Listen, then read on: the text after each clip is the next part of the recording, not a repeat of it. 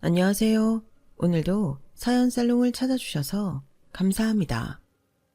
결혼 3년차 여성이에요. 지난 3년 동안 아내로서 엄마로서 한 집안의 며느리로서 제 딴에는 한다고 하며 살았는데 얼마 전에 벌어진 사건 하나로 모든 게 다 무너져 버린 기분입니다.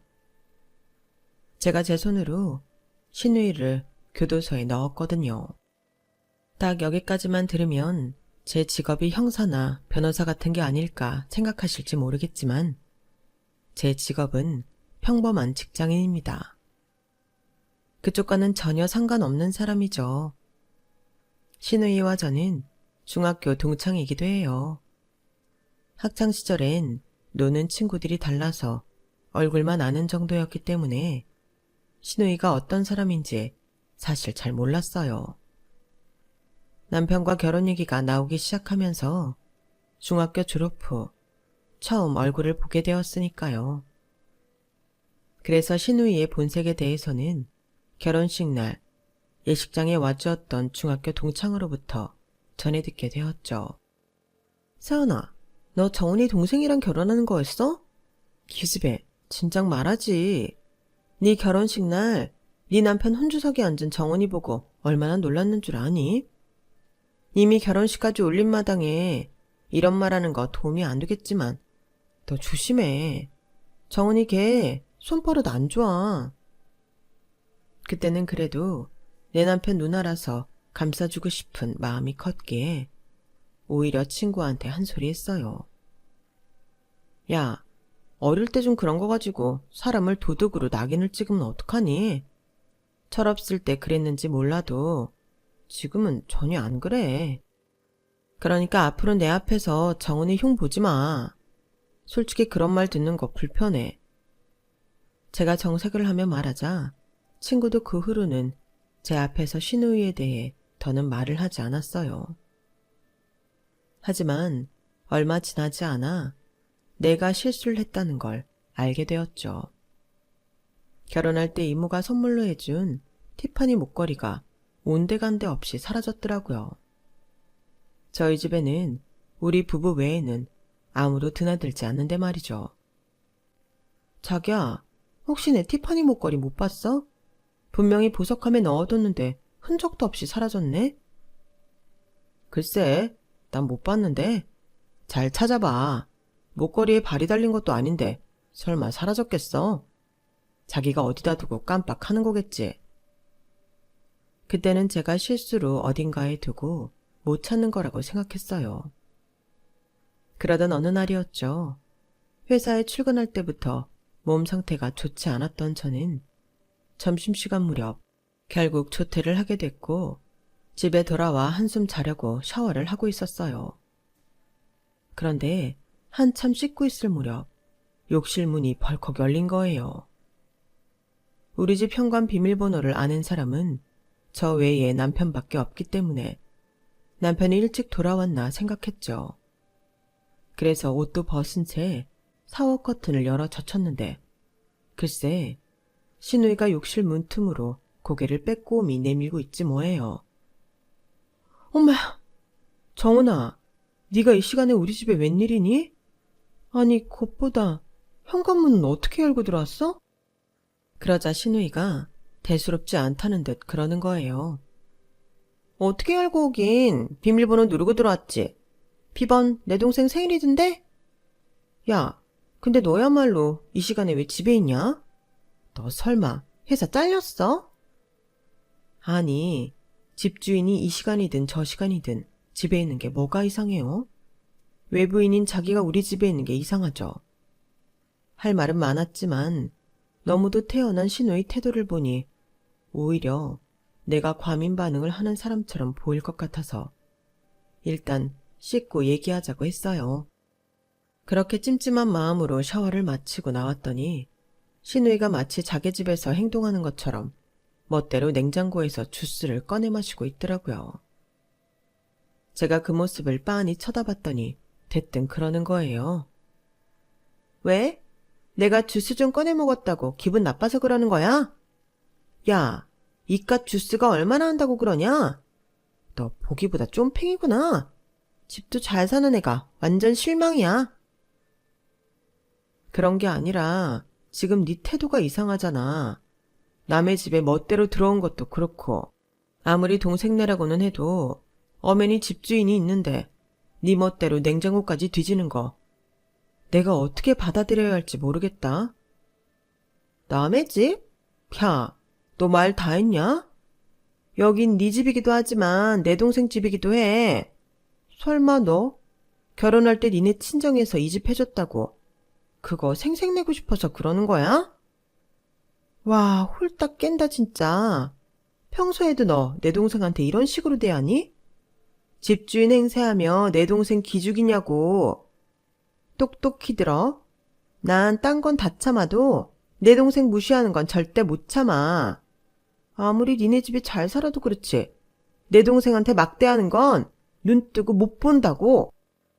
적반하장도 유분수라더니 내가 지금 누구 때문에 화가 났는데 되려 저한테 잘못을 떠넘기려고 하는 건지. 안 그래도 몸도 안 좋던 상황에 한참이나 말다툼을 했더니 머리가 깨져나갈 것 같아서 그날은 대충 마무리하고 신우이를 돌려보냈어요. 그리고 그날 밤 퇴근한 남편을 붙잡고 낮에 있었던 일을 얘기했어요. 그랬더니 남편 표정이 조금 어두워지더라고요. 뭔가 말하고 싶어하는 눈치였는데 한참을 망설이더니 말을 않더라고요. 저도 길게 얘기할 몸 상태가 아니어서 일단은 신우이한테 주의 좀 주라고 말하고는 잠자리에 들었어요. 그런데 사람이 그렇잖아요. 한 가지 이상한 점이 발견되면 꼬리에 꼬리를 물고 의심이 생기는 거 말이에요. 그날 우리 집에 무단 침입한 신우이를 보아하니 평소에도 우리 부부가 없을 때 그런 식으로 집에 들어왔을 거라는 합리적인 의심이 들었어요.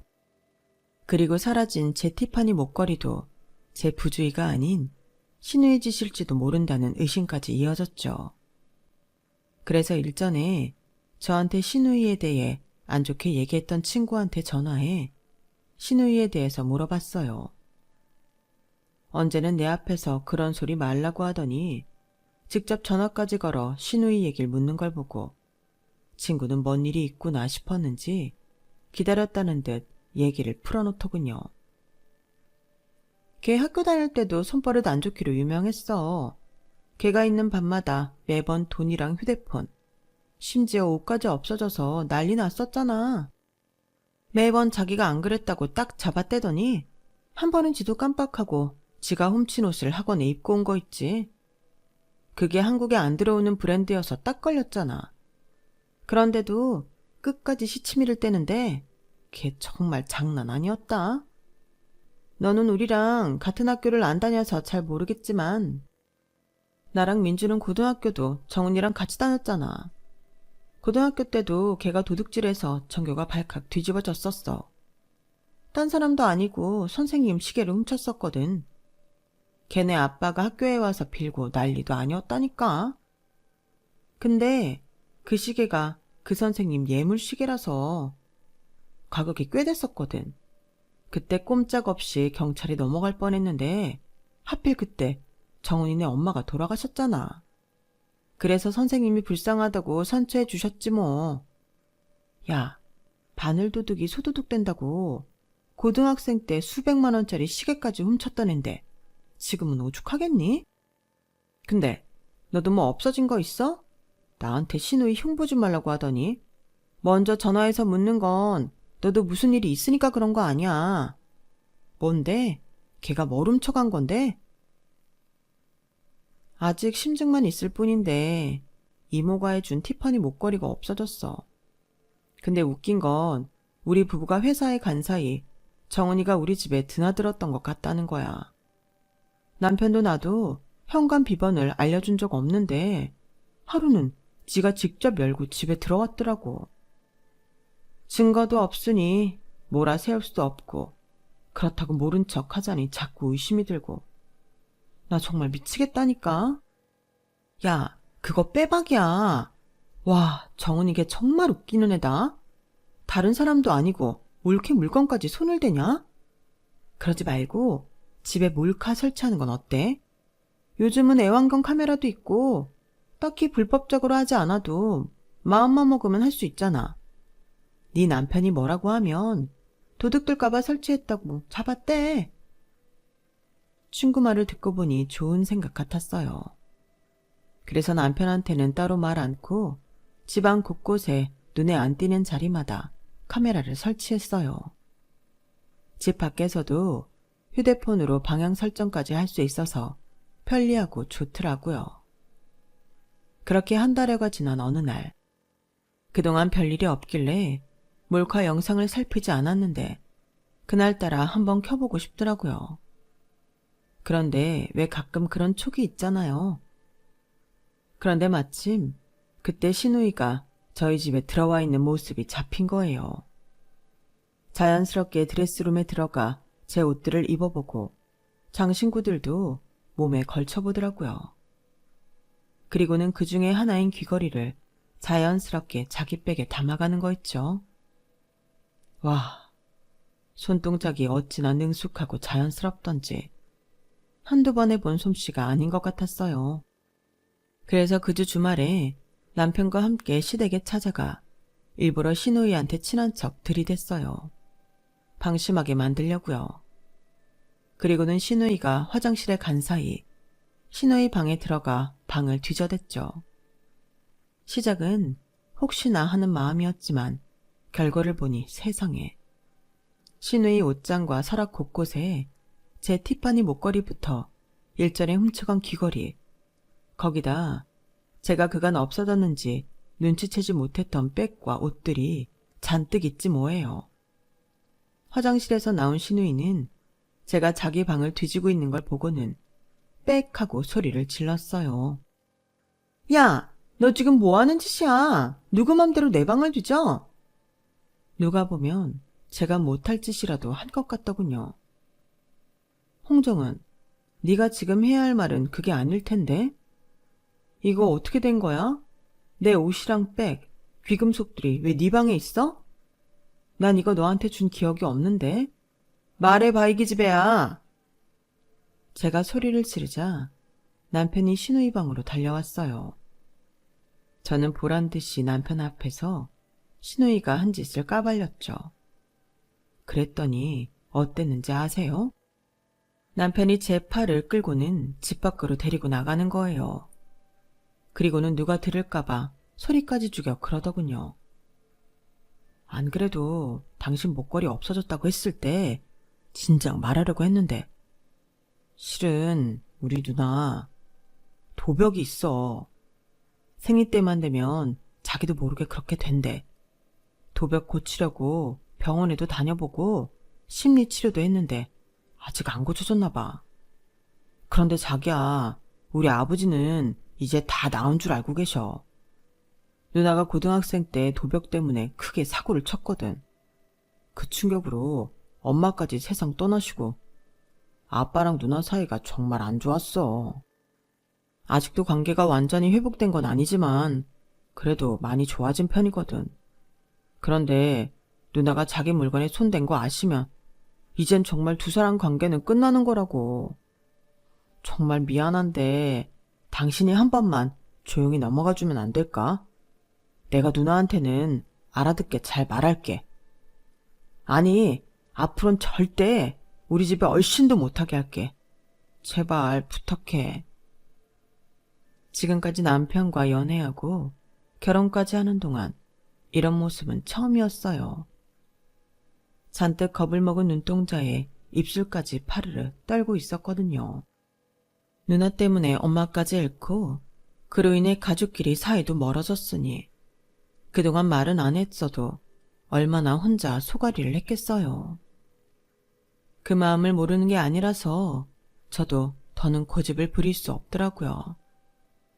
그래서 남은 일은 남편한테 맡기기로 했어요. 남편이 신우이한테 어떻게 말을 했는지 이후로는 신우이가 우리 집에 몰래 찾아오는 일은 없었어요. 물론 제 물건들도 다 돌려받았고요. 한 차례 폭풍우가 몰아치기는 했지만 그래도 시간이 지나가 모든 게 잠잠해졌고 저는 임신을 하게 되었어요. 양쪽 집안 모두 통틀어 첫 아기였기에 우리 딸은 온 집안 사람들의 축하를 받으며 태어날 수 있었죠.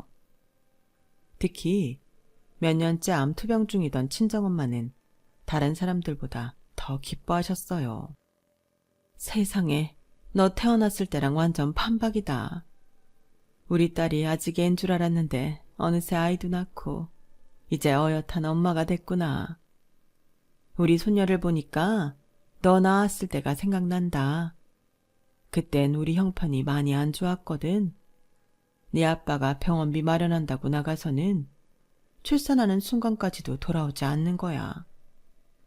진통은 몰려오고 네 아빠 걱정도 되고 이러다 병원비 못 내서 갓난아기랑 같이 쫓겨나면 어쩌나 조바심도 나고 정말 힘들었어. 그런데 막상 널 낳고 나니까 그런 감정들이 싹 사라지는 거 있지. 갓 태어난 아기가 또랑또랑하게 눈을 뜨고 있는데 마치 날 위로하는 것 같았다니까. 넌 나한테 그런 딸이었어. 네 딸도 너한테 그런 소중한 사람이 될 거야. 그러시면서 혹시라도 제 아이가 태어나기 전에 당신이 잘못되면 어쩌나 그가 노심초사했다고 하시더군요. 그 말을 들으니 가슴속에서 뭔가 뜨거운 기운이 올랐어요. 아이를 낳기 전이었다면 몰랐을 감정이었죠. 누군가의 딸로 살다가 누군가의 아내가 되고 이제는 하나의 엄마가 되면서 그때마다 각각의 감정을 느끼게 됐지만 그중 최고를 꼽으라면 단연 엄마가 되는 그 순간 느꼈던 감정일 거예요. 지금껏 한 번도 느껴보지 못한 가슴 벅찬 감동이었거든요. 엄마가 된다는 건 그렇게 오묘하고 특별한 거였어요. 그걸 알게 되니까 그동안 엄마한테 했던 제 행동들이 그렇게 죄송할 수가 없더라고요. 학교 갈 때 현관까지 밥그릇을 들고 쫓아나와 밥 한 숟가락을 더 먹이겠다고 제 짜증을 다 받아냈던 엄마가 암 선고를 받고도 제 결혼에 피해가 갈까봐 아무한테도 말 못하고 혼자 두려움과 싸웠던 엄마가 너무 가엾고 대단하게만 느껴졌어요. 나는 죽었다 깨어나도 못할 것 같았거든요. 엄마, 난 엄마처럼은 못할 것 같아. 아무리 내 딸이지만 내가 엄마한테 했던 것처럼 못되게 굴면 정남이가 싹 떨어질 것 같거든. 엄마 도대체 내 성과를 어떻게 받아준 거야? 나도 너 미워했어. 너는 기억 안 나겠지만 네가 한 번씩 내 속을 뒤집을 때면 너 잘 때 몰래 가서 머리를 쥐어박기도 했으니까. 몰랐지? 그런데 가끔은 그렇게 얄밉던 네가 한 번씩 예쁘게 굴 때면 세상을 다 내 품에 안겨준 것처럼 기쁘고 그랬어. 그게 엄마야. 너도 자식 키워보면 알게 될 거야. 그때 엄마가 해주셨던 그 말을 아직은 온전히 이해할 수 없지만 언젠가는 저도 느끼게 될 거라고 생각했어요. 엄마의 엄마가 그랬고 또 그 엄마의 엄마가 그랬을 테니까요. 하지만 엄마가 되는 과정은 생각보다 쉽지 않더라고요. 아기가 뱃속에 있을 때가 가장 편할 때라고 하던 선배들의 말이 사실이었거든요. 딸아이가 시도 때도 없이 울고 먹고 싸고 하는 사이 저는 말 그대로 사투를 벌였어요. 다른 것도 아닌 잠과의 사투를요. 내 인생에서 가장 치열하게 잠과 싸우며 공부했던 시기인 고3 때도 이 정도는 아니었어요. 퇴근도 없고 방학은 꿈도 못 꾸고 매일 매 시간을 5분 대기조처럼 눈을 뜨고 있어야 하니 정말 미칠 노릇이더라고요. 그렇다고 암투병 중인 엄마한테 육아를 도와달라고 할 수도 없고 퇴근 후에 지친 몸으로 돌아온 남편한테 아이를 맡기고 잘 수도 없는 노릇이잖아요. 그런데 그때 남편이 한 가지 제안을 한 거예요. 당신만 괜찮다면 누나한테 도움을 받으면 어떨까? 요즘 일 그만두고 집에서 쉬는 것 같은데 말이야. 돈 주고 남을 부를 수도 있지만 그래도 남보다는 누나가 낫지 않겠어? 자기 조카인데 신경을 써줘도 더 써줄 테고 말이야. 사실 신우이랑 안 좋은 일이 있어서 얼굴을 붉히기는 했지만 그렇다고 불편한 사이는 아니었어요. 중학교 동창이라서 그런가? 신우이라는 느낌보다는 별난 동창 정도랄까요? 그리고 남을 집에 들이면 저도 불편한 점이 한둘이 아니라서 남편 뜻을 따르게 되었죠. 이게 어떤 결과를 초래하게 될지 모른 채 말이에요. 그래도 처음엔 꽤 괜찮았어요. 남편 말대로 자기 조카라서 그런가 우리 딸한테 엄청 잘 하더라고요. 육아를 돕겠다고 육아 관련 동영상도 보고 책도 사서 읽었던 모양이더라고요. 사실 저도 애 키우는 건 처음이라 하나부터 열까지 다 서툴잖아요. 그런데 옆에서 같이 도와주는 또래가 있으니까 훨씬 심적으로도 안정이 되더라고요. 그놈의 도형만 아니면 꽤 괜찮은 애란 생각까지 들 정도로요. 신우이가 저희 집에서 함께 지내다 보니 가끔 저 내진 제 친정에도 드나들게 되었어요. 엄마가 밑반찬이며 특식 같은 걸 만들어 놓으면 신우이가 가서 받아오곤 했거든요. 그러는 과정에서 저희 엄마와도 많이 친해진 것 같더라고요. 비록 신우이 입장이긴 해도 저랑은 중학교 동창이기도 하고 무엇보다 당신 딸을 도와주고 있다고 하니 엄마 입장에선 조금이라도 더 챙겨주고 싶으셨던 모양이에요. 하루는 신우이가 못 보던 팔찌를 끼고 있길래 샀냐고 물었더니 저희 엄마가 사주셨다고 하더라고요. 근데 그게 가격이 꽤 되는 고가 브랜드 제품이었거든요. 그러면 안 되는 건 알지만 그 순간 나도 모르게 신우이를 의심했어요. 혹시 저 팔찌도 우리 엄마 보석함에서 훔친 게 아닐까 하고요. 그래서 신우이가 마트에 간 사이 엄마한테 전화를 걸었죠. 엄마, 혹시 엄마가 정은이한테 팔찌 사줬어? 아니, 오늘 보니까 팔에 못 보던 팔찌를 끼고 있더라고. 그거 300도 넘는 건데 지가 무슨 수로 그런 걸 사. 말로는 엄마가 줬다고 하는데 전적이 있어서 믿음이 가야 말이지. 정말? 엄마가 사준 거야? 아, 그래도 그렇지. 그 비싼 거 사줬어. 우리도 충분히 수고비 주고 있는데. 알았어.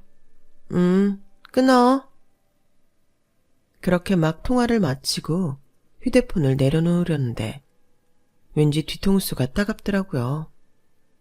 그래서 고개를 돌려봤더니 글쎄 신우이가 도끼 눈을 뜨고 저를 지켜보고 있지 뭐예요. 모르긴 해도 제 통화 내용을 다 들은 모양이었어요. 저는 지은 죄가 있으니 꼬랑지를 팍 내리고 사과부터 했죠. 정은아, 내가 정말 미안해. 그러면 안 되는 거였는데 내 생각이 너무 짧았어.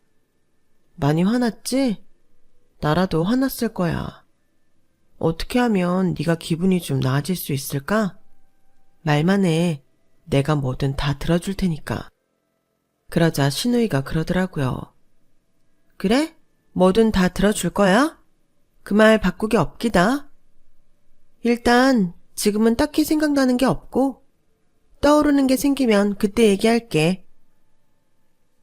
도대체 뭘 해달라고 할지 살짝 겁이 나기는 했지만 지은 죄가 있으니 일단은 고맙다는 말을 했어요. 그리고 일주일 뒤 불안불안하던 그놈의 소원이 뭔지 밝혀지게 되었죠. 신우이가 원한 건 돈도 아니고 값비싼 백이나 구두도 아닌 각서였어요. 자기가 무슨 잘못을 하든 한 번은 꼭 용서를 해달라는 내용이었죠. 네가 날 죽여도 용서해야 되는 거야? 아니, 말이 좀 그렇긴 하지만 여기 명시된 문구가 좀 걸려서. 법적으로든 감정적으로든 처벌을 받아야 하는 상황일지라도 무조건 용서한다. 라고 적혀 있잖아. 이건 누가 봐도 법적 처벌을 받을 일까지 하겠다는 의미잖아. 그지? 야, 너 자꾸 꼬치꼬치 따질 거야? 그래서 사인 안 하겠다는 거야 뭐야? 네 입으로 말 안 바꾼다고 철석같이 약속해놓고는 이제 와서 오리발림일 셈이야? 그리고 설마 내가 널 죽이게 하겠냐? 말이 되는 소리를 해. 아니, 말이 그렇다는 거지. 알았어, 사인할게. 근데 정말 이걸로 되겠어? 난 또 네가 이참에 명품백 하나 사달라고 하지 않을까 했는데. 지금이라도 바꾸고 싶으면 바꿔도 돼. 하지만 웬일인지 신우이는 제 사인이 명시된 각서를 들고는 의기양양하게 안방에서 나갔어요. 그리고 이날의 각서 한 장은 1년 뒤 엄청난 파장을 몰고 왔죠. 제가 육아에 치여 사는 동안 저희 친정엄마는 암세포와 사투를 벌이셨어요. 어떻게든 이겨내서 손녀딸이 결혼하는 모습까지 보시겠다고 하셨지만 결국엔 그럴 수 없게 되었어요. 암 판정을 받은 지 3년 반 만에 세상을 떠나셨거든요. 이제야 조금은 엄마의 마음을 이해할 것 같았는데 이렇게 빨리 제 곁을 떠나실 줄은 몰랐어요. 장례식 내내 그동안 엄마한테 못되게 굴었던 것만 생각나서 눈물이 멈추지 않더라고요. 조금 더 살가운 딸이었더라면 얼마나 좋았을까. 이제 더는 현관까지 달려나와 내 입에 먹을 걸 넣어줄 사람이 없다는 사실을 깨닫자 그렇게 서글프고 가슴이 아프더라고요. 아빠한테는 죄송하지만 제 영혼의 절반이 떨어져 나간 기분이었어요. 얼마나 울었는지 장례식에 온 친지분들과 친구들은 제가 정신을 잃을까봐 안절부절을 해야 했어요. 그래도 다행인 건 신우이가 제 딸을 돌봐주고 있어서 딸 걱정 않고 엄마와 마지막 이별을 할 수 있었어요. 그렇게 장례식이 끝나고 아빠를 모시고 친정으로 향했어요.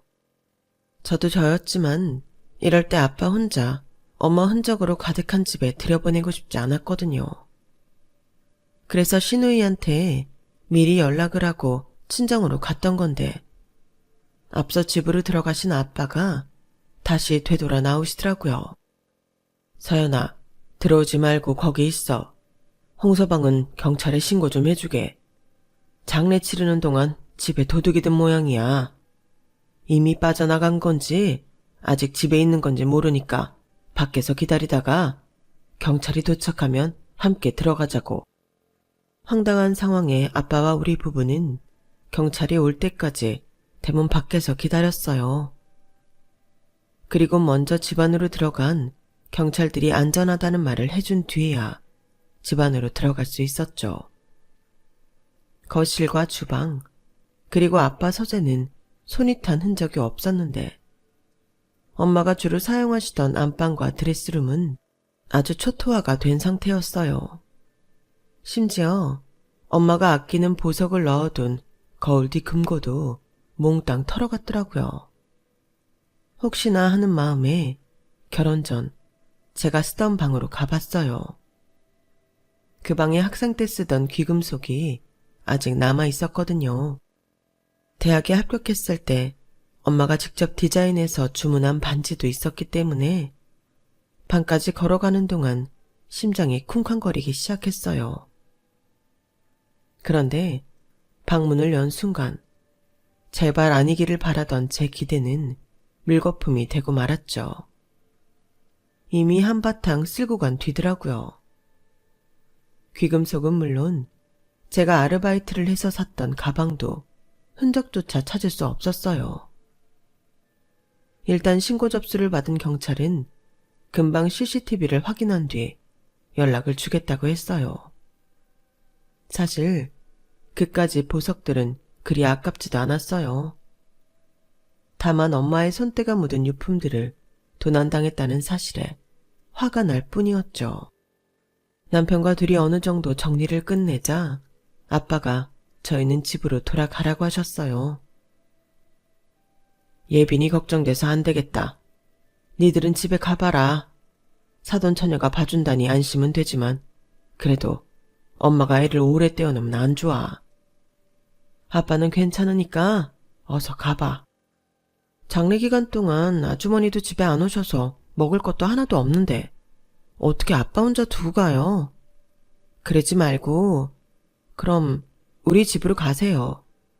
그렇게 해야 내가 마음이 덜 불편할 것 같아서 그래요. 그래요, 장인어른. 저희랑 같이 가세요. 도둑도 들어서 어수선한데 아버님만 두고 저희가 어떻게 갑니까? 저희랑 같이 가세요. 아빠는 몇 번이나 사양을 하시다가 결국 저희와 함께 저희 집으로 가셨어요. 집에 가보니 딸아이는 낮잠을 자고 있었고 시누이 혼자 거실에 앉아 TV를 보고 있더라고요. 저희 집에 도둑이 들어서 아빠를 모셔왔다고 하자 시누이가 요즘에도 보석 털이범이 있냐며 놀라더라고요. 걱정 안 해도 돼. 우리 집 주변에 CCTV가 꽤 많아서 범인은 금방 잡힐 거야. 그나저나 고마워. 네가 우리 예빈이 잘 돌봐준 덕분에 엄마 잘 보내드릴 수 있었어. 그나저나 니네 친정 근처에 CCTV가 그렇게 많았어? 내가 볼 때는 몇 개 없어 보이던데? 아, 그게 그 주변에 연예인들도 많이 살고 정치인들도 많이 살아서 개별적으로 단 CCTV가 좀 많은 편이야. 우리 집만 해도 마당이랑 현관 쪽에 숨겨둔 카메라가 좀 되거든. 그거 돌려보면 범인은 금방 잡을 거야. 그러자 순간 신우의 얼굴이 하얗게 질려버렸어요. 그리고는 말을 더듬으며 그러더군요. 너, 나 좀 잠깐 보자. 어서. 소리까지 지르며 저를 안방 화장실로 끌고 간 시누이는 주변을 살피곤 문을 걸어 잠궜어요. 너 나한테 각 써줘줬던 거 기억하지? 그거 이번에 지켜줬으면 좋겠어. 뭘 지켜달라는 건데? 너 뭐 잘못한 거 있어? 니네 집 도둑 든 거 내가 한 거야. 나도 안 그러려고 했는데 생리기간에 잠깐 미쳤었나 봐. 다시 가져다 놓으려고 했었는데 괜히 그랬다가 의심 살 게 뻔해서 그냥 도둑 든 것처럼 어질러 놓고 왔어. 난 니네 집에 CCTV가 있는 건 몰랐지. 그러니까 네가 사돈 어른한테는 범인 잡아서 물건 돌려받았다고 하고 경찰엔 신고 취소해. 나랑 약속했잖아. 내 말 들어주기로. 신우이는 제 팔을 끌어잡으며 되려 당당하게 요구했어요. 그 모습을 보니 피가 거꾸로 솟더라고요. 우리 엄마 유품에 손을 대고도 뻔뻔하게 구는 이 기집애를 도저히 가만둘 수 없었죠. 각서요? 공중도 안 받은 그깟 종이 쪼가리가 뭐 그리 대단하다고 제가 겁을 내겠어요. 너 지금 그걸 말이라고 해? 다른 것도 아니고 우리 엄마 유품을 훔쳐가 놓곤 뭐가 어쩌고째? 각서? 내가 지금 그 종이 쪼가리 하나에 내 엄마 유품 훔쳐간 도둑년을 옹호해 줄 거라고 생각하는 거야? 웃기지 마, 이 도둑년아. 내가 아까 우리 집 털린 거 보고 무슨 생각까지 했는 줄 알아? 속으로 엄마한테 기도까지 했어. 엄마 물건 훔쳐간 도둑 평생 발 못 뻗고 자게 해달라고 빌었다고. 근데 뭐? 각서 내용을 이행하라고? 경찰에 신고를 취소하라고? 미쳤냐? 내가 대가리에 총을 맞아도 절대 신고 철회는 안 해. 그러자 신우이가 헛웃음을 치며 그러는 거예요. 내가 너 이럴 줄 알았어. 약속은 개뿔. 네가 그러면 그렇지. 야, 그리고 솔직히 말해서 내가 뭘 그렇게 잘못한 거냐? 어차피 니네 엄마는 죽었고 죽은 사람 물건은 태워주는 게 관행 아니야? 불태워 버리나 내가 가져다 쓰나 다를 게 뭐 있냐고. 요즘처럼 환경 어쩌고 하는 시절에 내가 알아서 가져가 줬으니 오히려 땡큐 아니니? 경찰 부를 거면 마음대로 해. 난 안사돈 부탁받고 가져간 거라고 할 테니까. 엄마 유품 끌어안고 질질 잘 옳게 생각해서 그런 거라고 할 거라고. 그때였어요. 화장실 문고리가 달그락거리더니 툭 하고는 열리더라고요. 그리고는 잔뜩 화가 난 남편이 안으로 들어왔어요. 지 누나 손목을 잡아채더니 사납게 끌고 나가더군요. 남편은 완력으로 시누이를 저희 아빠 앞에 무릎 꿇리고는 이렇게 말했어요. 장인어른, 죄송합니다. 실은 제 누나가 도벽이 있어요. 특정 주기가 되면 제어가 안 될 정도라서 장모님 물건에 손을 댄 모양입니다. 하지만 누나도 자기가 원해서 한 짓은 아니에요. 정신적으로 불안해서 벌인 짓이거든요. 외람되지만 장인어른께서 넓은 아량으로 용서를 해주셨으면 합니다. 대신 다시는 이런 일 없도록 제가 똑바로 단속하겠습니다. 심렵게 쳐들여서 죄송합니다. 누나, 뭐해? 당장 사과 안 드리고. 그러자 시누이는 고개를 조아리며 죄송하다고 사과를 했어요. 아빠는 당황한 표정으로 저를 바라보시더라고요. 사위가 이렇게 나오는데 용서 못한다고 할 수도 없는 노릇이었으니까요. 그런데 저는 이 상황이 전혀 용납이 안 됐어요. 일전에 시누이가 제 목걸이를 훔쳤을 땐 남편 뜻을 따라주긴 했지만 이번 일은 다르잖아요. 그저 충동에 의해 도둑질을 했다기보다는 누가 봐도 의도적이고 계획적인 형태니까요. 게다가 범인이 곧 잡힐 거라는 말에 각서를 운운하며 없던 일로 해달라고 한 거 보세요. 이게 무슨 심리불안에 따른 도벽이에요. 저는 도둑질을 한 시누이도 용서가 안 되지만 매번 이런 일이 벌어질 때마다 자기 누나를 감싸고 도는 남편이 더더욱 이해도 용서도 안 됐어요. 그래서 확실하게 말을 했죠. 당신 지금 뭐 하는 짓이야? 이게 그냥 넘어갈 일이라고 생각해?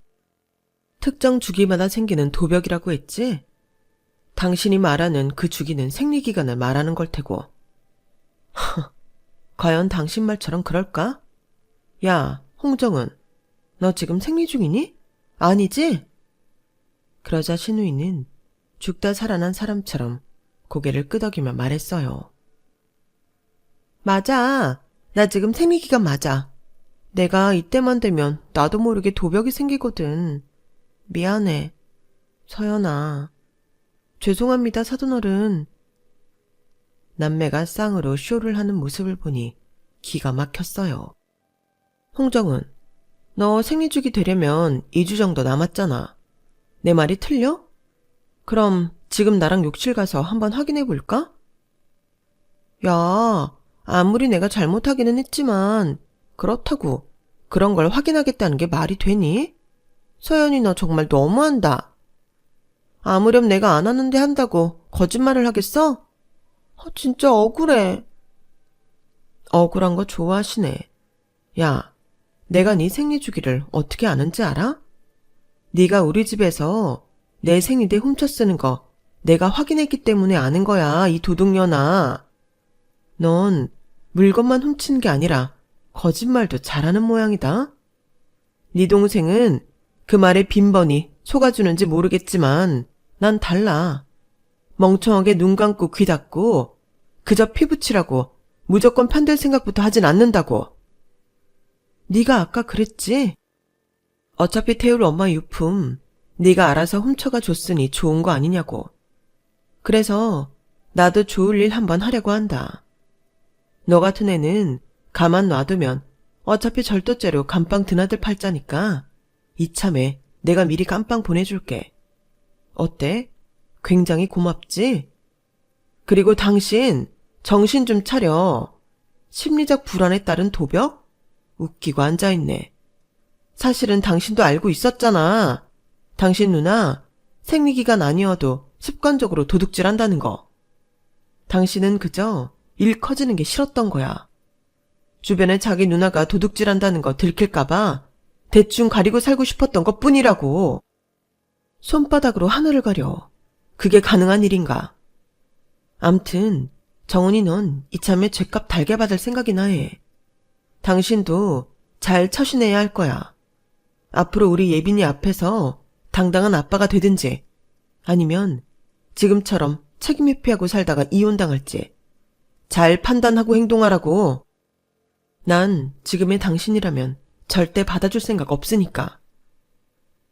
며칠 뒤 CCTV를 검사한 경찰은 제 시누이를 불법 치니까 절도죄 명목으로 체포해 갔어요. 시아버지는 저희 아빠를 찾아와 사과를 하시며 죗값 제대로 치르게 하겠다고 약속하셨어요. 그러니 선처는 하지 말아달라고요. 그 모습을 보니 이거야말로 진정한 아버지의 모습이 아닐까 하는 생각이 들더군요. 아버님이라고 이러시기 쉬우셨겠어요? 세상 어느 부모가 자기 자식을 교도소에 보내고 싶겠어요. 하지만 죗값을 치르지 않고 죄만 기다려주다가는 죽을 때까지 온전한 인간이 되기 힘들다는 걸 알기에 독하게 마음먹으신 거겠죠. 이런 모습을 남편도 닮았어야 하는데 참 안타깝다는 생각이 들었어요. 시누이 절도건으로 우리 부부는 현재 별거 중에 있어요. 남편은 자기가 많이 뉘우쳤다고 말하고 있지만 사람이 어디 그리 쉽게 변하나요? 그래서 아직은 남편을 온전히 받아들이기가 쉽지 않아요. 물론 하루가 다르게 자라는 딸을 보면 아빠 자리를 오래 비워두는 게 안 좋다는 건 알지만요. 부모가 제대로 살지 않으면서 부모의 등을 보고 자라는 자식이 바른 사람이 되길 바라는 건 잘못이니까요. 앞으로 어떤 결말을 맞게 될지는 모르겠지만 적어도 부모다운 모습을 지켜나갈 수 있도록 노력하고 판단할 생각입니다. 지금까지 제 사연을 들어주셔서 감사합니다. 들어주신 모든 분들 건강하시고 늘 꽃길만 걸으시길 바랍니다. 여러분, 사연 댓글에 응원과 현명한 조언 부탁드려요. 좋아요와 구독은 저에게 큰 힘이 됩니다. 오늘도 좋은 일 가득하세요.